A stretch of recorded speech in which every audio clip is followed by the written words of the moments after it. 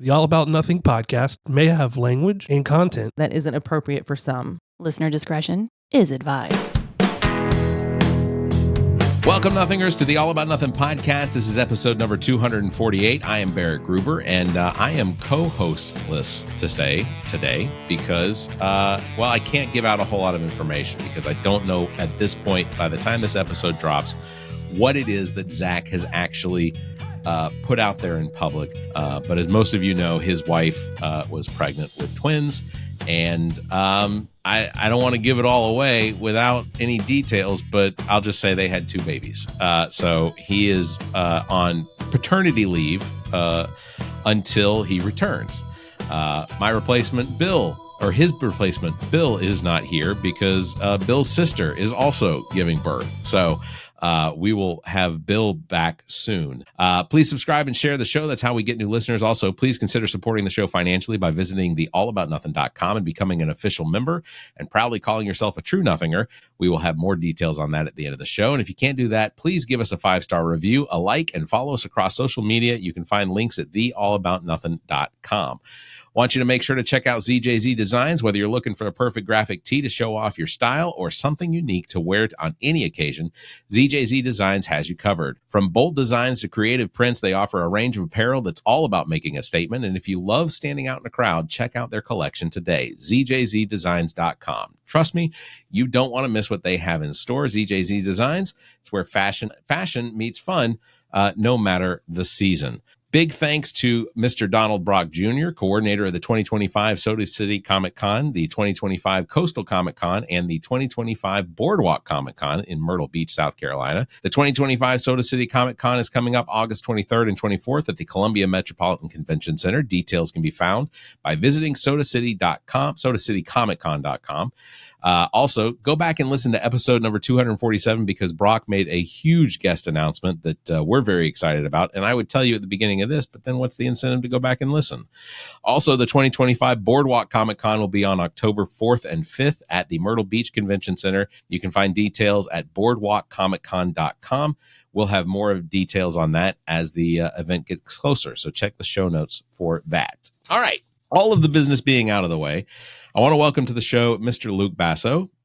Luke, we had the honor of meeting at the Coastal Comic Con in Wilmington, North Carolina, just a few weeks ago. And honestly, very intrigued and right at the get-go because actually one of our friends that was there at the Comic-Con immediately looked you up after they saw your card and was like, he's got more followers than you do. I was like, a lot of people have more followers than we do. But regardless, I was very intrigued by your story. So Luke is in Wilmington, lives in Wilmington, North Carolina. He is a college student in Wilmington and has an extremely interesting background in how he became more popular than me. Luke, can you tell us a little bit about yourself? Well, I'm a YouTuber. My channel is called Filmperia, and I interview veterans and historic witnesses from World War II to the modern day to preserve their stories. I've had about, I want to say 80 to 85 interviews from all points of history, well, first-hand accounts of points of history, and too many documentaries of two World War II veterans I know. I've been doing this since I was 15 years old, since I lived in upstate New York, and I'm continuing to do this as much as I possibly can. Yeah. And checking out your page, I must have watched 15 or 20 videos of interviews that you did with veterans. And what was, first of all, just from a film aspect, from the production value, fantastic. You said you started doing this when you were 15 years old. What was your inspiration behind starting this whole project, which basically is become like a lifestyle? What was your inspiration? Well, I've always liked history, especially military and political history growing up. And how the channel itself got started was I have to go back to during COVID. There's this World War II veteran named Doug Brown. He was turning 100 years old. There was a celebration and a parade happening for him. I attended the parade and celebration for his upcoming 100th birthday. And I asked the family, hey, can I meet him? And it's like, oh, yeah, sure. I met him briefly. And it's like, well, if you want to come back tomorrow, we can actually talk to him and sit down. So I came back the next day. There's 2 cameras set up, and they recorded our whole conversation for about 2 hours. And I thought, why don't I do the same thing? I know a lot of veterans, and I like history, and I like making videos. So why not combine that all? And it started out. My very first video I uploaded was one of my friends, Dr. John Southwick. He was a former army doctor in Germany during the Cold War. But the very first interview I actually did, I just didn't get a chance to upload it. All my videos are not in order of uploading just because of time's sake. But people ask me, "What's your very first interview you did?" So it's confusing. But the first interview I did was with my friend Tony Gagliardi. He's passed away recently, but he was at Iwo Jima in Okinawa, and he was also the first mini documentary I did. And sorry, what was your question? Just your inspiration. Like, what was it? Yeah, just always liking history and military history, knowing a lot of veterans, and I got started through that World War II veteran Doug Brown. I interviewed the interview what him and I did for that 2 hour conversation with the family recorded. That was not part of my channel, but that got me started with my with the idea of my channel. And about 2 years later, I interviewed him like officially for my channel, and at that point, I knew what I was doing. And he was 102 then. I don't know if he's still alive or not. Goodness. I think he is because I haven't heard he passed away. So he'll be 105 this year if he is still alive. That's amazing. That's amazing. Did you have any sort of background in journalism or like from earlier before? Did you have any like filmmaking? Was that something you were interested in even like before the age of 15? No, just making videos. Really, I made a few videos before and made videos with my friends, but no real experience. Not at all. I just one thing led to another, and here I am now. Yeah. It's extremely intriguing, because I have a lot of friends that are either currently active military or are on the verge of retirement, having served either in Iraq or Afghanistan. Like they have been in war situations over the last 20 years between those two wars, and they have either retired or on the verge of retiring, and they're like my age, and I just turned 46.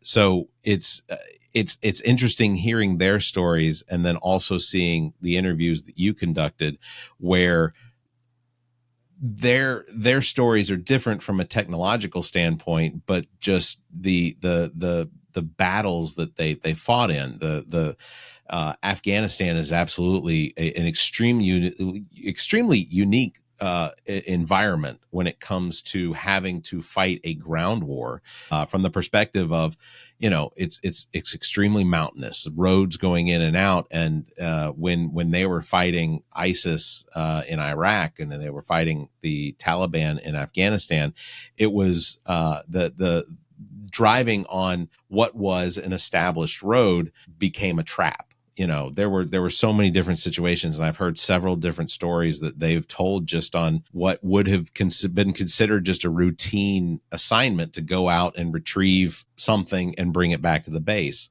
How did you develop the skills to conduct the interviews and create these mini documentaries that you've created on your YouTube page? Well, I've only had too many documentaries just because they take too long to make. Sure.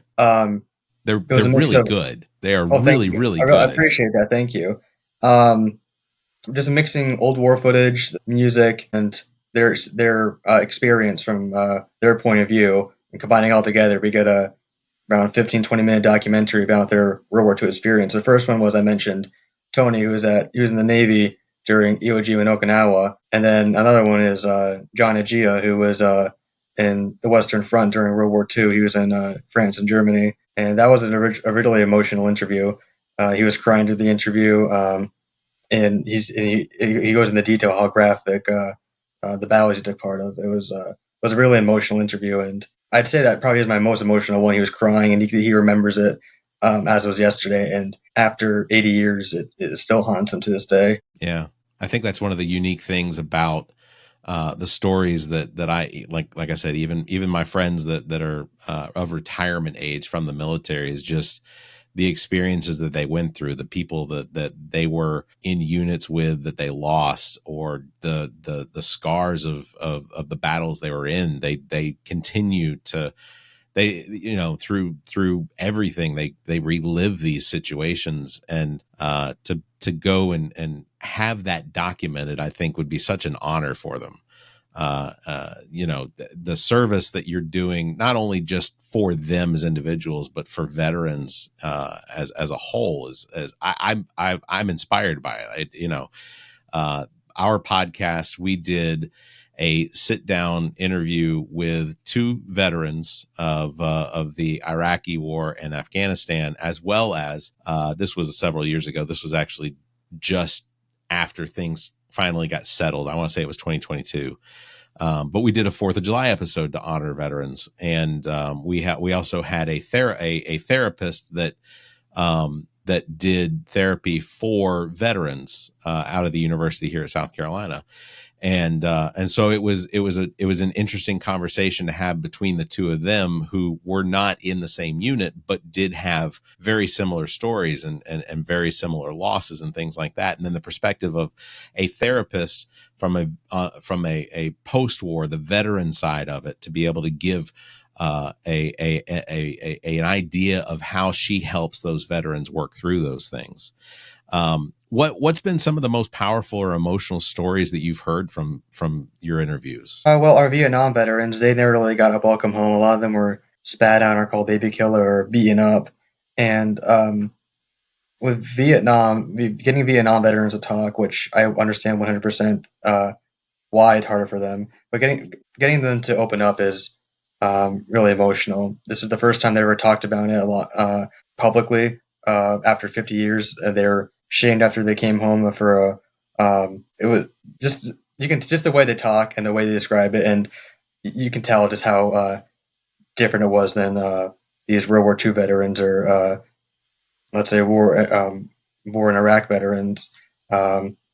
These Vietnam veterans, a lot of them got Agent Orange. A lot of them, some of them became homeless. I haven't interviewed any homeless veterans, but I've met a lot of homeless veterans, veterans who were homeless.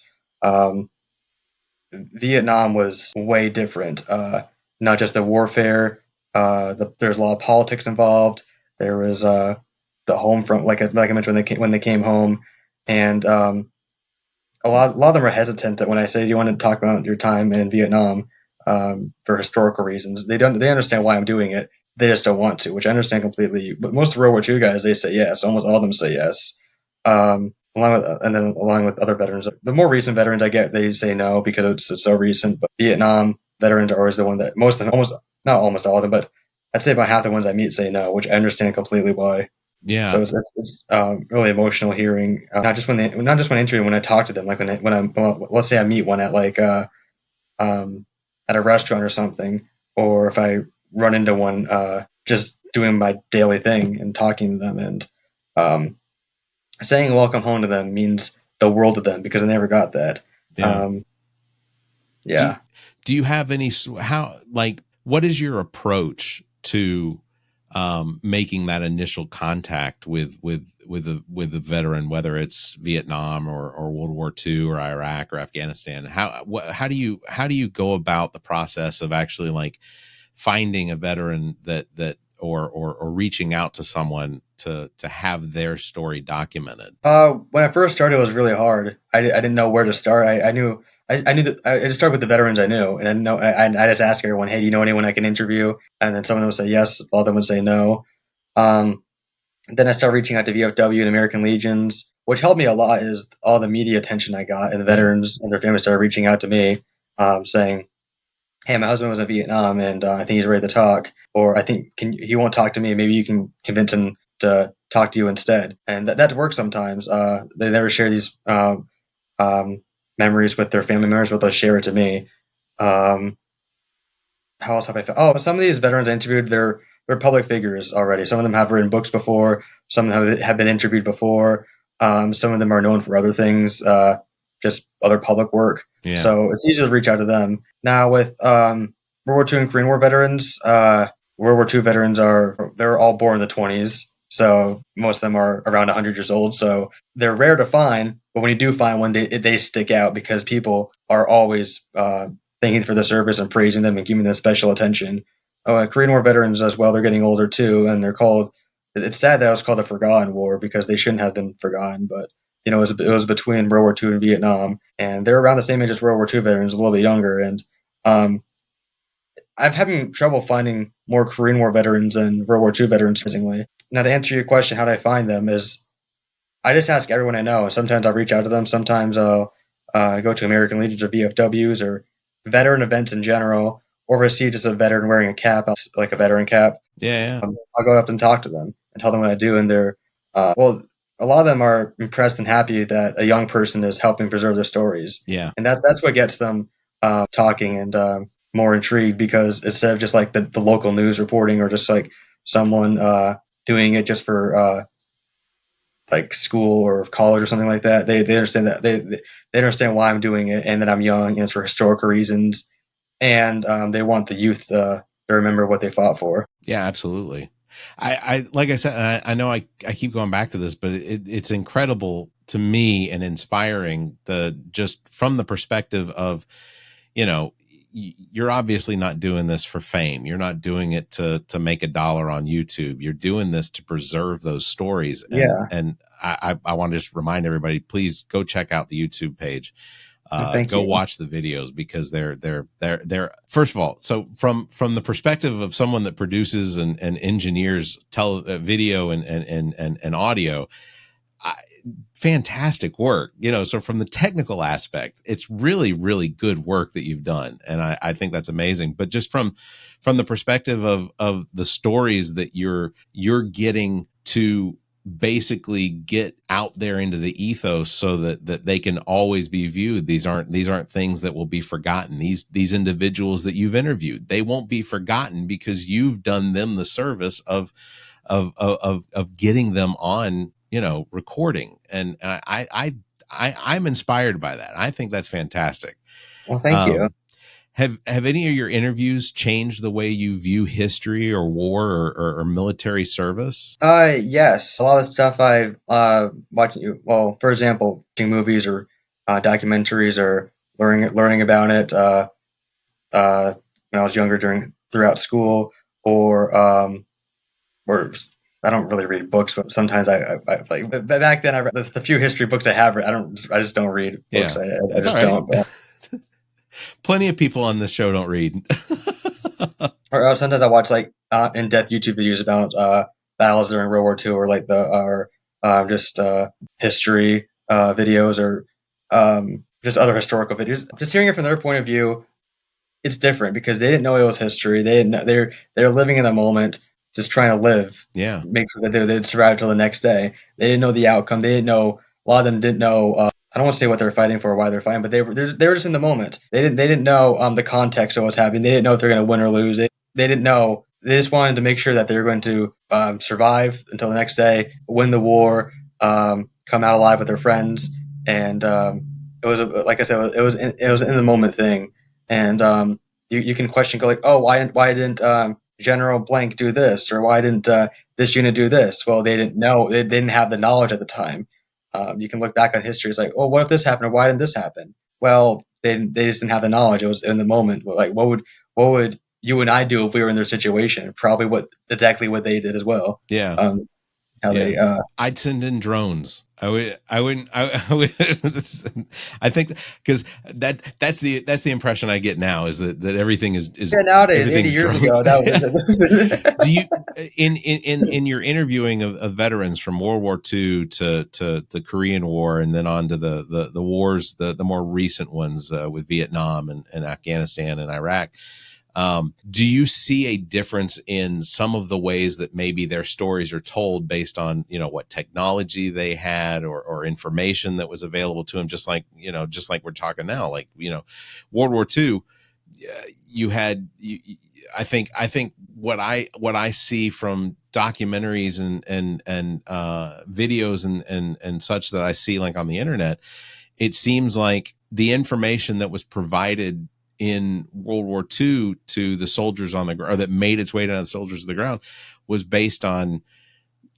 spy information, or that it was in some cases it was out of a newspaper clip. Like, I remember seeing a documentary where they were talking about before Normandy, that some of the British and American intelligence came from news articles that came out of German newspapers about troop movements, basically letting people know in France how to prepare for, Germans coming through their town. Did you see any? Do you recognize any sort of difference in the way some of the stories are told from World War II all the way up through current wars? Well, for the I guess the political aspect of it, back then there wasn't any technology, so you didn't really like these veterans who fought in Iraq. A lot of them questioned why they were there. Even the ones who were in Vietnam, they questioned why they were there too, even though there wasn't necessarily like modern technology during the Vietnam War. The news was covering it constantly, and there was a massive home front movement to bring the troops home. And the political aspect comparing World War II veterans and Vietnam veterans is way different. The information that World War II veterans, well, they're fighting for two different causes, but and during World War II, newspapers and espionage through double agents or radio or um, newsreels at the movie theater. That's the information you got. You had no other way of getting it, or the only information you got is from the news and your government. As time progressed, you would get independent sources or the internet as the last two conflicts in Iraq and Afghanistan. And for the political aspect, it's changed a lot throughout time. And for the actual fighting, yeah, it's pretty different. We're not necessarily in Iraq and Afghanistan. At least for at least the last part, the first part of Iraq, yeah, we're fighting uniforms on uniforms, but it turned to guerrilla warfare in Afghanistan and Iraq. Same in Vietnam. Yeah, the NBA had uniforms, but the Viet Cong did not have uniforms. In Korean World War II, the enemies had uniforms, so it's different styles of warfare. We have guerrilla warfare and the more recent conflicts, and back then it was armies fighting armies. And well, okay, we'll use terrain for example, which Vietnam was mostly jungle warfare. Yeah. World War II was all sorts of different warfare. Iraq and Afghanistan was deserts and mountains. The way they fought was so different. Yeah, absolutely. How do the veterans and their families typically react to seeing their stories shared through your YouTube channel? Well, they're pretty grateful that they get a voice, and the families are even more grateful because this is the first time they ever talked about it for some of them, and probably the only time they'll ever get on recording, and especially all at once. They might hear stories throughout the years of, like one time at dinner or something like that, or they might just randomly. They never heard everything all at once, so they're very grateful that I can get it all within 2 hours or an hour of just talking to them, and it's there forever. Yeah. And they're extremely grateful. So are the veterans too, because they can. So a lot of them share with their friends instead of they don't have to repeat it over and over again. They can just share it out and say, "This is what I did," and they're very happy that they can share their voice, even if it was hard for them to talk about. Yeah. A lot of them find it therapeutic too, because there's some of them they don't want to talk about it, which I understand completely, and there's some who do want to talk about it. They just don't know how to talk about it. One of the things that I read was that you were invited to participate in the honor flight to Washington. Yes, yeah, that was my junior year of high school. What was that experience like? That was amazing. I'll remember that forever. That was my junior year of high school, and I lived in upstate New York. And I was invited as a special guest on the honor flight because of all my work with veterans. And we got to see all the memorials, and the whole day was honoring these veterans and what they'd done for our country. Yeah. Going around Washington, D.C., they really felt grateful. They really felt honored and respected, and what they fought for really meant something. So, and I was happy to be with these group of veterans throughout the entire day. How did that come about? How did you wind up working your way onto that experience? In upstate New York, I'd say in every area and county is different how they operate honor flights. But where I used to live in Clinton County in upstate New York, they had honor flight ceremonies 4 times a year. Okay. And where I live now, they only have one honor flight a year. But where I used to live, they have 4. But I would go to every single ceremony, so I got to meet the people and talk to them.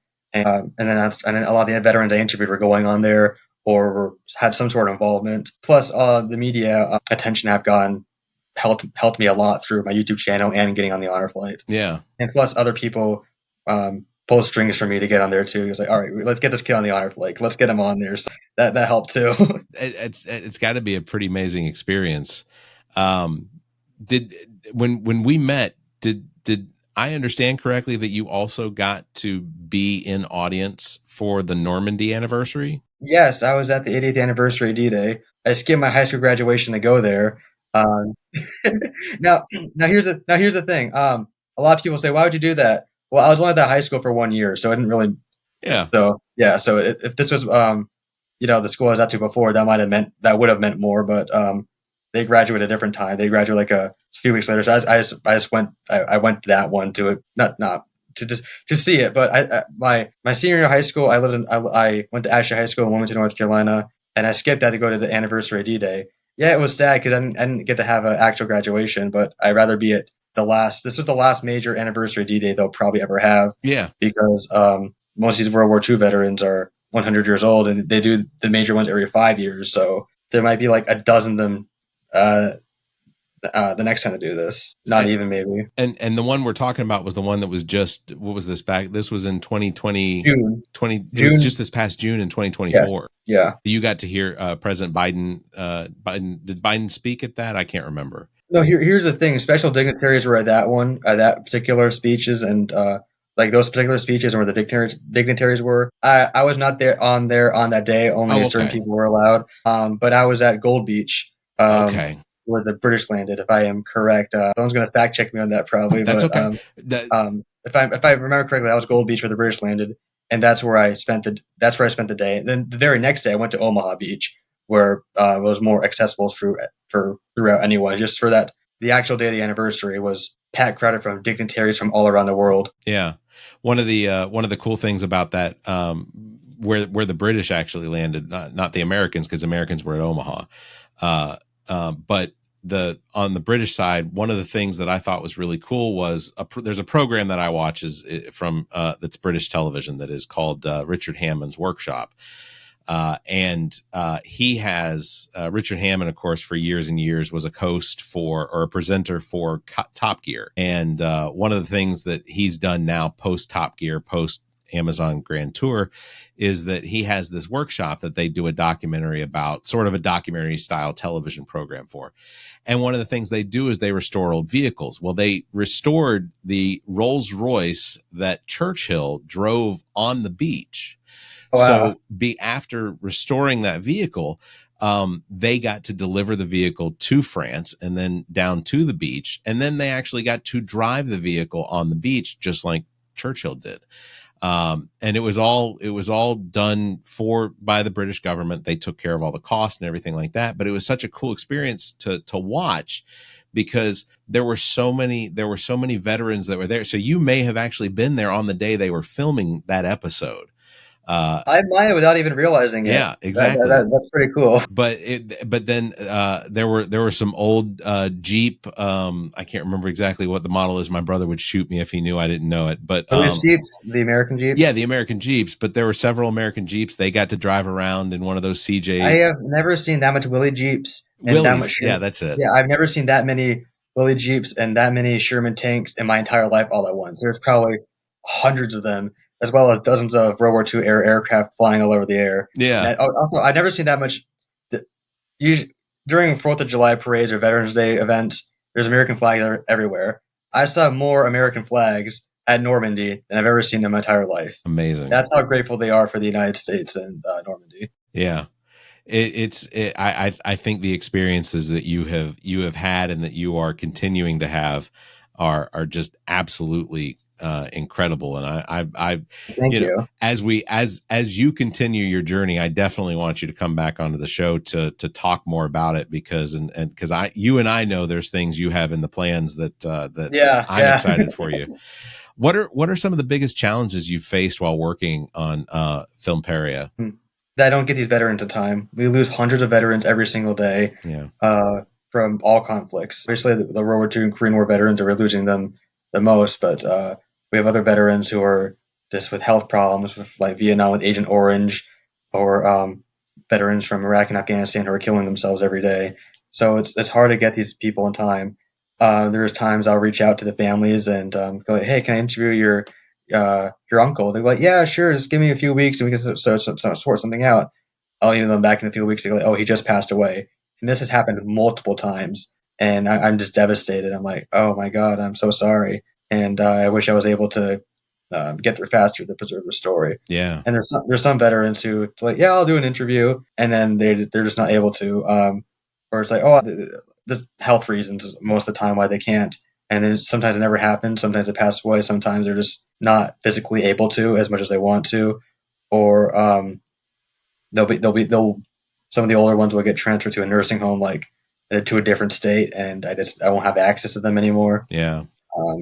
So that's the biggest challenge, is because we lose so many of them every day, and there's dozens of veterans who I want to interview that I just wasn't able to. Yeah. Have you ever had an interview that didn't go quite as you planned? Well, sometimes there's when I was younger, I didn't really know what I was doing. And when some veterans didn't really know what I was doing either, and they didn't really take me as seriously. When I first met them, like they would say it's some exaggerated story when I first met them, and I tell them, "Hey, can I interview for my YouTube channel?" And then they're like, "Oh, maybe," and then I convince them, and then I'll sit down with them, and that's those stories were exaggerated. That was when I was like 15, 16 years old. They thought I was like they just didn't take me as seriously, and then when they found out what I did, they're like, "Oh shit, I actually have to say the actual story." That's happened a few times back then. It didn't really bother me. I found it more funny than anything. I'm like, oh, okay. But now they know what now I have like business cards, and I've been on the news a bunch of times. Yeah. I can, and they actually look through my channel now. They take me seriously. Even if that didn't happen, I just don't think they would do that anymore. I think that was just more because I was younger. They did that. Yeah. Other times too. You go ahead. Sorry. Other times too was when the family members got information wrong, and they'll say, "Oh, he did this, this, and that," and then I'll talk to the veteran. They go, "Oh, I never did that," and I feel like an idiot. I'm like, "Oh, that's what your daughter or son told me," and it's like, well, they got that wrong too. I guess they don't know my story either. So then I get the actual story, what they did. So it's like some of the family members aren't as knowledgeable as you would think they would be about their. Well, yeah, for sure. Yeah, I'm pretty sure that I have some pretty inaccurate preconceived notions about what it, because my grandfather was in World War II on my mother's side. He was, I have so many different stories that, I have a story. There's a story of that he told that I may remember correctly, I may remember incorrectly, but that he never saw any wartime. Like he never actually saw any fighting, that he was on an aircraft carrier or a ship down near Australia. And one of the stories that he talks about was anytime they crossed the international date line, anyone that had not done that before, there was something that there was a basically a hazing that would take place for whoever it was that was crossing the international date line for the first time. And then I also heard that when he was in World War II, I don't remember what point, but that he and a buddy of his that worked in what did they call the vehicle maintenance group, that he would ship parts of an old Jeep Willie back home to himself in the States, and that from that they built a Jeep, they built a vehicle. That's pretty cool. I don't see, that's the thing, I don't know if these stories are true. Right, it's just, it's one of those things that you collect over time, and is it his story or is it someone else's story? And that's why first-hand accounts are always the best accounts, because they tell you how it actually happened. Absolutely. And my grandfather passed away on December 26, 1993, so it's been that's a long time since he passed away, and he had amazing stories, and he helped raise us. I wish that I had the foresight to record those things. I had not yet worked my way into me wanting to do TV and radio and podcasting wasn't even a thing back then. I did eventually work in radio, but like if I had that foresight, I absolutely would have recorded conversations with him. And I wish that I had. What's something that you've learned about storytelling and filmmaking through this process? Like what's something that you could say to someone else that has that sort of same drive that wants to do this as well, as far as like advice maybe? Well, a few things come to mind is let them talk. Just let them talk. Don't interrupt them. Just let them talk, because they're always going to have something to say. Every veteran has a different story, or every person's a different story. About their life and their experiences, and just let them talk. Just listen. Another thing too is not everyone is storytellers. I know this is a little opposite of what I just said, but not everyone's storytellers. And what I mean by that is they're just they'll have a good story, but they still know how to tell it. And sometimes you need to bear with them that it might not be what you expected, but you'd still be respectful and still guide them into a way to make it the way you want it to be. Yeah. Do I have any other advice? There's always post-production. Do research, I guess. Do research on the person beforehand. So you know who you're talking to and what they did and who they are. So they'll take you more seriously, and so the interview and or whatever you're doing is more professional. Always do your research on these people beforehand, if you can. Sometimes it's hard to look up some of these people, but there's always something about someone on the internet nowadays. It's so easy to find people now. It's like the easiest it's ever been. Yeah. Yeah. I again, I think what you're doing is really cool. What would you say is potentially like the whole reason you're doing it? And I don't want to speak for you, but I think it has a lot to do with just recognizing the value of the veterans. But like from your perspective, like what is it that you're trying to accomplish? Is there an end game? Well, I don't plan on stopping this. And when you kind of spoke for me there, a little Yeah. part of it was preserving these stories for as long as possible and giving these veterans a voice. But also, I gain out of it too because I enjoy learning about history and hearing firsthand accounts of World War II, Korea, Vietnam, Iraq, and Afghanistan. And oh, I forgot to mention, it's not just veterans. I've had like historical witnesses on my channel too, like Holocaust survivors and victims of communism. Yeah. So it's important to preserve these stories for as many people as possible. What I gain out of it is I get to learn about history. And I feel I'm honored that I'm able to help these veterans share these stories and other historical witnesses talk about their experiences for sometimes the very first time. You are currently a student. It's Cape Fear Community College, correct? Yeah. Mm-hmm. How does that tie into your goals for your future, like your personal future, your professional goals, that sort of thing? What is it you're doing there as far as preparing for what comes after college? Well, the thing is, I try not to think about too hard about college. I'm only at a community college right now, Trust me, but most of us don't either.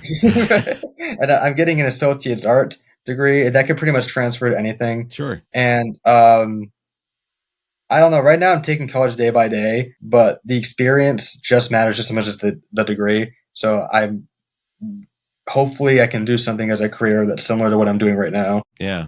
I think that I'm sorry I couldn't really answer your question there. I didn't really. No, Yeah. It's obviously it's one of those questions, like, because if somebody asked me, what do you want to do when you grow up? I don't know. I fucking Yeah, do this. This is kind of what I do every, I have to have a job to pay for doing this. Like I don't make money off of Yeah. doing this. I do this for the sake of these veterans and historical witnesses. Yeah.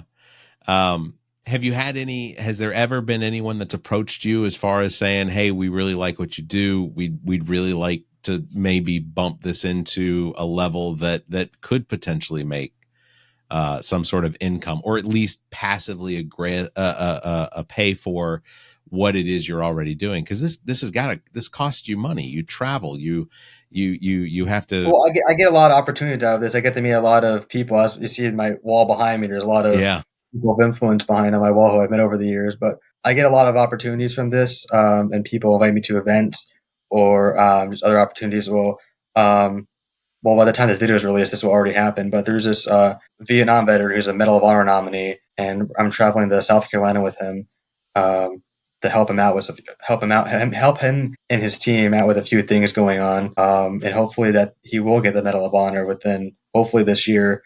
He's 87 years old. I have his poster right here, actually. Where in South Carolina are you going to be? The thing is, I don't know the town yet. I just know where he was born. Okay. I'd look back at my text messages because we're just going there for a few days, but I'm traveling with him and his team. He only lives like an hour away from me, so that's why I was able to, efficiently get this worked out. Gotcha. But other opportunities. Well, in April, I'm going to Georgia to.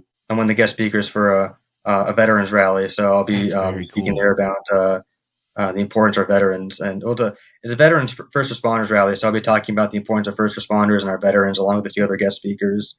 Yeah, and I'll be invited to like sometimes fancy dinners or something like that, or other not just veteran events, but just like not just veteran events, but just other opportunities in general that will help me in the future. Is meeting amazing people like all these people of influence I have on my wall over there. Yeah. I'm gonna hang up a few more people who I met recently up there. Has speaking with all these veterans, you haven't mentioned any sort of desire to be in the military. Has meeting with all Well, these yeah, there's a veterans? whole story of I tried joining a while ago. It didn't work out. That's a whole story for another time, and I don't Sure, remember all the details. But but it was something you were interested yeah, in yeah, oh, doing. yeah, it Yeah, was, yes, and that was actually a little bit right after I got started on this, and I tried joining back in upstate New York. I tried joining a few different branches, a few different branches. It didn't work out, and I'm a little upset about it. But I don't want to say everything happens for a reason. But if I joined, I wouldn't have been able to do everything I'm doing right now. that's what I was going to say. Is the effect that you're having now is likely greater than any effect you would have had as an active military service member. Even if I was in the reserves or anything like that, Yeah. or like, I don't think I would still would have the opportunities that I have right now. Yeah, no, I completely agree, and while I certainly recognize and appreciate all of the sacrifice and that every service member has ever given and will give, there are it's certainly the effect that you're going to have for not only future veterans but the veterans that have already come and the ones that like you've mentioned, we've lost some that you've interviewed before. So that's I think it's amazing, and I'm appreciative of it because I've had many of my family members were active military, were in war times, and like I said, I wish that I had the forethought to go and actually record some of that. Do you plan on expanding Filmperia beyond YouTube, maybe into a documentary series or a podcast? I haven't really necessarily thought that far, but Okay. yeah, I do have plans for the future for my channel, and there's a lot of guests, special guests, who I probably will have in the future. Two of them won't come up. Who said they will do an interview eventually is Yeah. former CIA Director General Petraeus and former National Security Advisor General Flynn. Um, they both said they would do one. Petraeus is extremely busy, and I've talked to him a few times, and he's like Luke, I'll do one with you eventually. I have a few pages of events and other obligations I got to do first. And just build up your channel in the meantime, and I'll do an interview with you eventually. That's very cool. General Flynn said he said he'll do one. I have to go through his PR team and organize all the complicated stuff there. Yeah, no doubt. No doubt. Yeah. And ultimately, Flynn's looking to be on television anytime he can. I know that. That's Mike Flynn. Yeah, no, he definitely served his country. That's. I'll just move on. I Well, have. politics. No, he's a really nice guy. Yeah, I yeah, like talking to him, and yeah. I Politics try to aside, I I think try to stay try to stay politically neutral. There's people on who are both Democrats and Republicans I'm well, yeah, interviewing, and absolutely. I don't drag politics into this. These people serve their country, and they deserve to have a voice, and I want to talk to them. Yeah. Doesn't matter. Petraeus is a Democrat, Flynn's a Republican. Why does that matter? It shouldn't. No, you're Yeah. absolutely right. It shouldn't. And ultimately, I think that that I don't think any service member. I think for the most part, most service members don't join the military because they have aspirations of some political life after the fact. It's No, they not. do it because they love their country. Yeah, absolutely. During World War II, when Pearl Harbor was bombed, they joined to defend their country. When 9/11 happened, a lot of them joined. That was yeah, you know what I'm talking Yeah, about. absolutely. It was a huge uptick in because I'm sure you remember that. I wasn't even a thought I then. was gonna say no. I was gonna say being only 20 years old, it had happened 3 or 4 years before you were born, and that's one of those interesting topics that doesn't get to come up with a lot of our guests when it comes to the perspective of 9/11. Like, you grew up in a post 9/11 world, and I guess technically I grew up into and then after a 9/11 world. But like I've told the story before, that one of the things that I remember, because I moved to Columbia. I actually moved into my apartment 8 days before 9/11 occurred. No, I'm sorry, Wow. 10 days before 9/11 occurred. So I had lived in Columbia for about 6 months, moving back and forth between Columbia and Atlanta. And I remember the night, that Tuesday evening, we were standing outside of a pool hall where we'd go every Tuesday because they had, I don't know, it was half price drinks or something like that. And I remember standing outside and looking up at the sky and not seeing a single plane in the sky. and just that odd silence That sounds really eerie. yeah, it was weird. And then out of nowhere, you'd have two fighter groups of F-18s come flying through the skies because they were flying up and down the coast monitoring for any potential other attacks. And it was like that for probably, I want to say it was like that for maybe 2 weeks or so. But even from the perspective of friends that were active military at that time, I had a friend who was, I can't give too much information about it, but I can say that the stories he told me, he was the night after 9/11. So on 9/12, he and his unit were immediately deployed to Afghanistan, Wow. where within 2 days they had this is his story, so I may be inaccurate, but within 2 That's okay. days they had taken over the Kabul or the airport, the main capital airport, basically so the United States could begin using the airport for flights in, because when 9/11 happened, he was active military. He was wherever it was that he was at, and they were activated within an hour of the first plane hitting, and they were on their way somewhere. They didn't know where they were on their way to. Information was still coming in, but they were on a plane on their way. And so those are the kind of, and he lives in Wilmington. I could potentially get you in touch with him if that's, Yeah, please do. Yeah. I will reach out to him and see if that's something I can get. But Appreciate that. He's an amazing storyteller. I'll get you that information. He's really good. Thank you. Have you had anyone after, you obviously have a decent number of subscribers, your videos get a fair amount of views. Have you had anyone approach you and ask you for advice on how you do the filmmaking that you do, how you approach and ask and interview these people? Has it brought you any sort of fame that you've been recognized for? I mean, obviously you've been to awards, you've been to dinners and you've met with people and things like that, but anything that stands out Well, is the question of have people asked for advice. Some people have asked me, how do you find these people? And they're more referring to the public figures people, the ones who are more known. They have a big influence, and people have asked, how do you get in touch with them? I just ask them. I'll just email them and tell them what I do. And the worst they can say is no or not respond. And that happens a lot. You're going to get no a lot from these people, which I understand why would you want to talk about the worst days of your life? I understand that. But some of them, they know why. They understand it's for historical reasons. But people have asked, how do you get in touch with these people? My advice is reach out to them. The worst they're going to do is not respond because they're so busy or they won't see it, or they'll say no. And just reach out to them. Really, they'll be like, let's say there's 10 veterans I've reached out to. 2 of them respond, and one of them agrees. The other one says no, but I appreciate what you're doing. The other one says yes, I'll do it. So you're gonna get rejection a lot and a lot of no's, but there's gonna be that small amount of yes and agreement.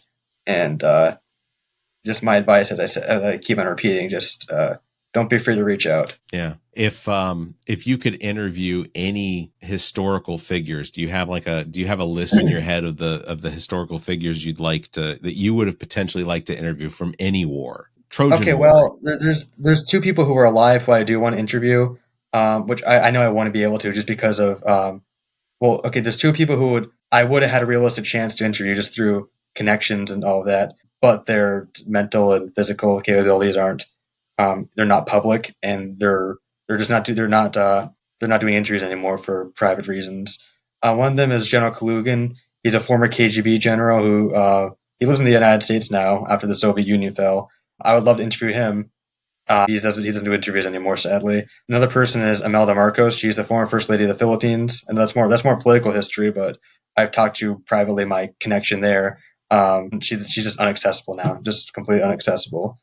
Another not a group of people. I consider to be a group of people. Obviously, I interviewed a lot of Allied veterans. I do want to hear the other side. If I can find a German or Japanese veteran, I would love to interview them. I'm sure that's I know that's hard to find, or almost impossible to.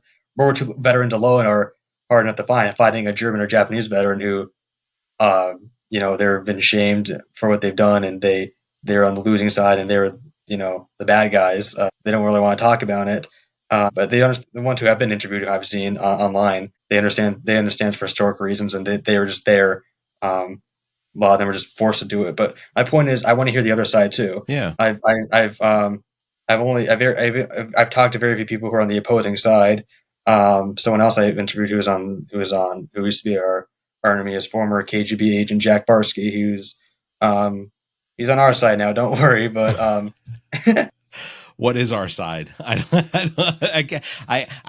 can't pinpoint what our side is currently. So, I honestly, I look at it this way, that for every war, there are millions of individual stories, yes. and those, And it's history. It actually yeah, happened. It doesn't matter who's good or bad. right. I want to hear all sides of history.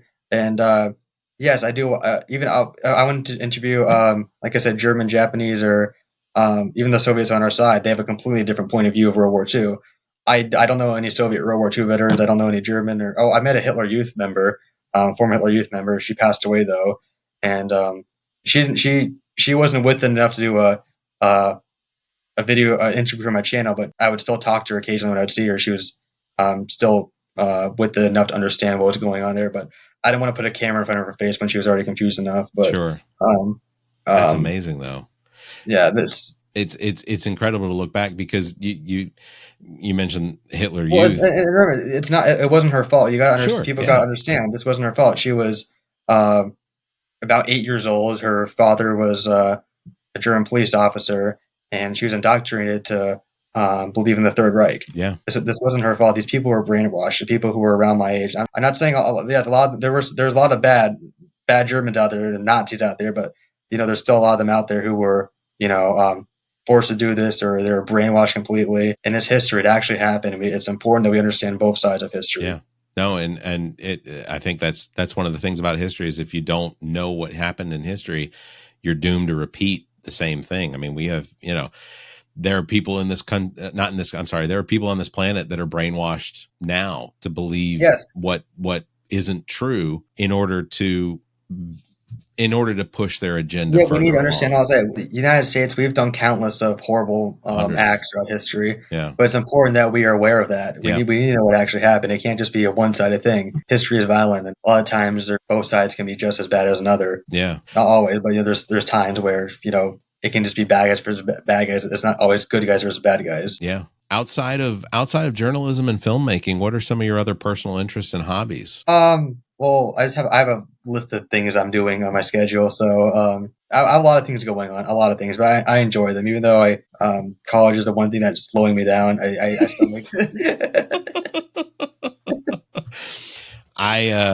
Look, don't come to me for any advice about college. I am still not a graduate after nearly 46. So after 26 years, I'm still not a graduate. So, That's okay. College isn't for everyone. that is correct. That is correct. And as long as college is expensive as it is, it shouldn't be for everyone. Yeah, there's a lot of things you can do without college. It just for certain people, like what I'm not just for me, just like if you want to be a doctor or lawyer, you need college. For me, yeah, a degree is going to make me look a lot better, and I'm still going to get experience from there, even though I already have the experience from outside of college and other aspects. But the degree will make me look better.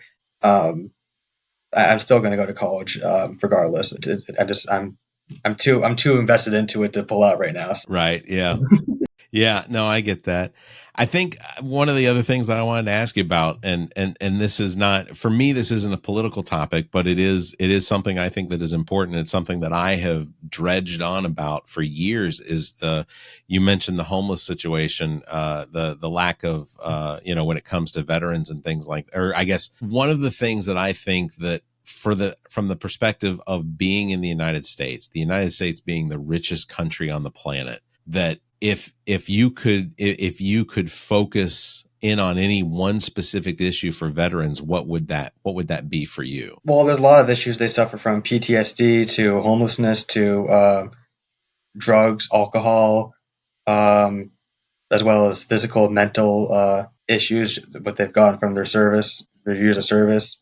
So that's a hard question to answer because when the veterans transitioning from military life to civilian life, they're they're two different worlds completely, and that's a hard question to answer. If you're making me choose to pick one between all those aspects that are affecting them every single day, that's hard because they all should be fixed, which is no, that's not possible. But it's it.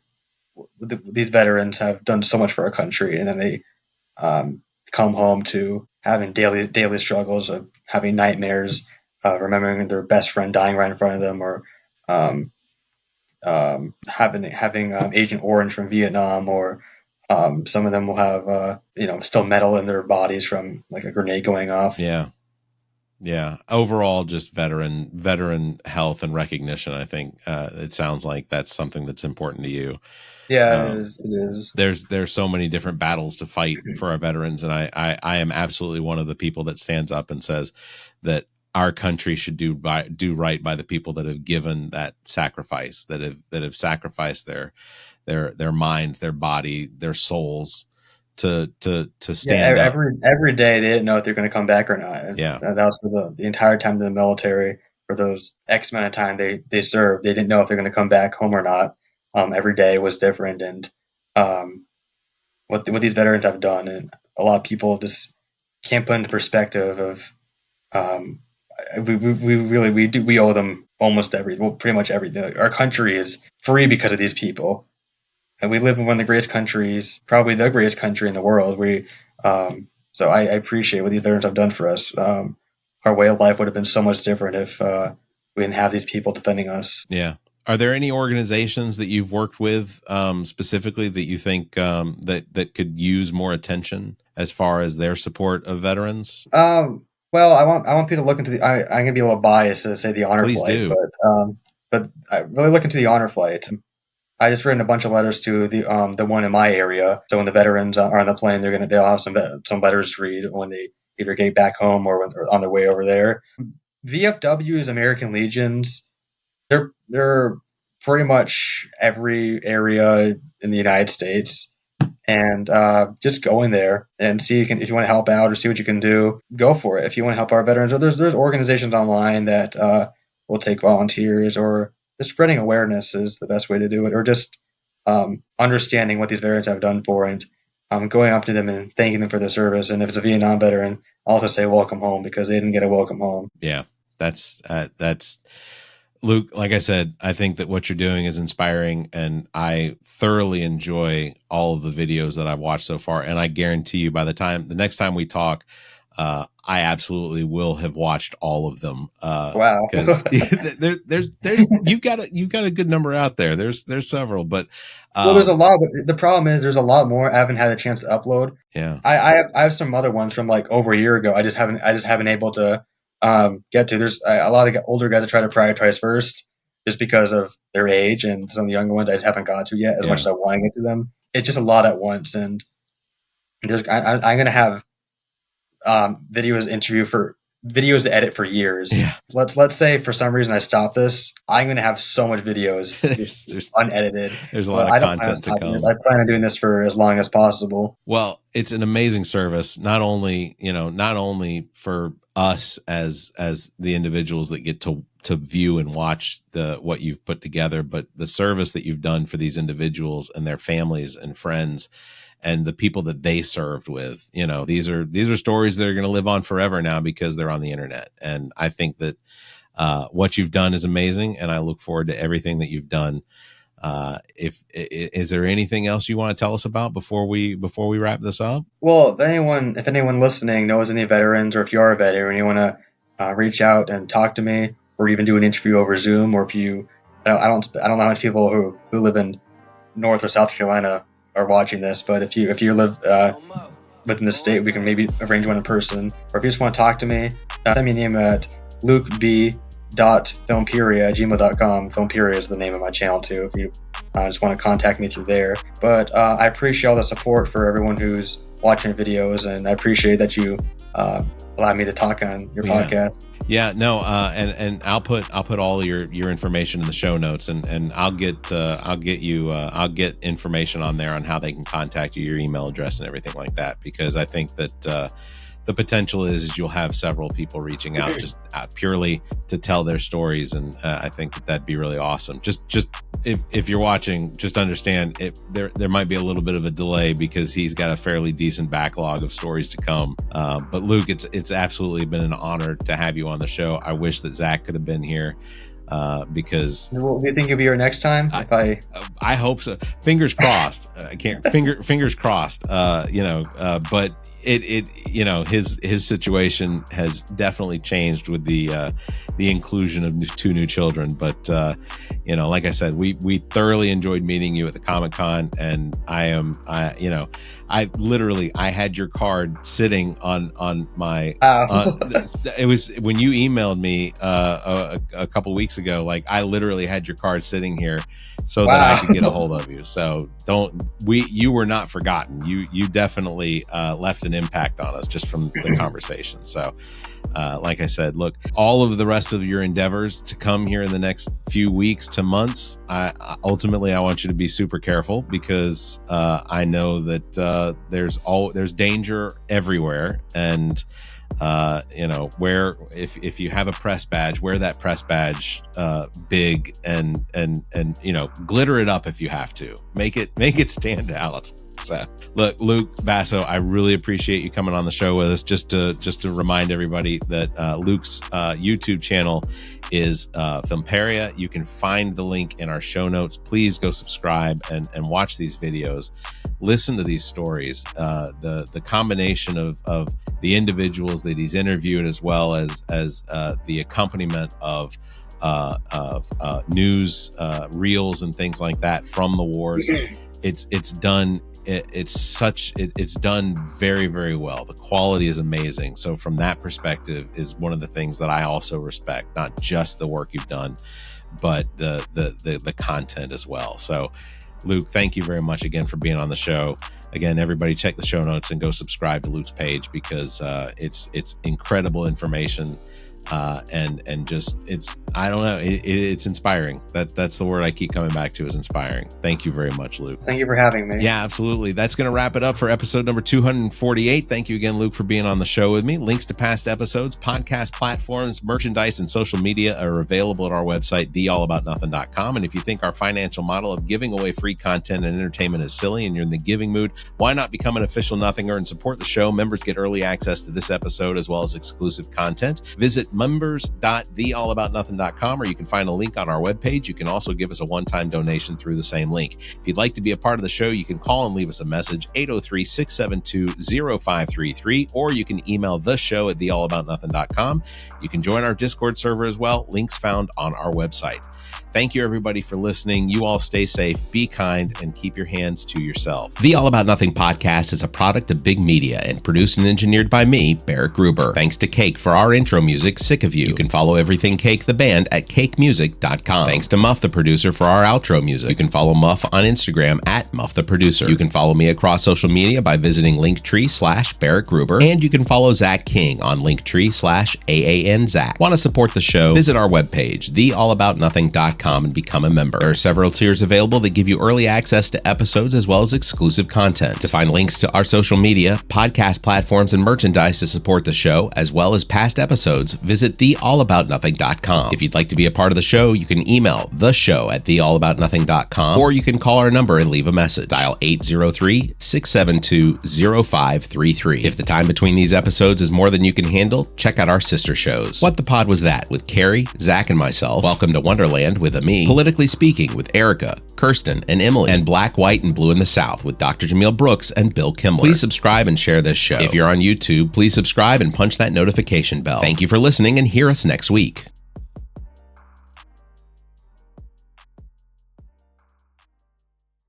The preceding podcast is a product of Big Media, LLC, and is copyright 2025, all rights reserved.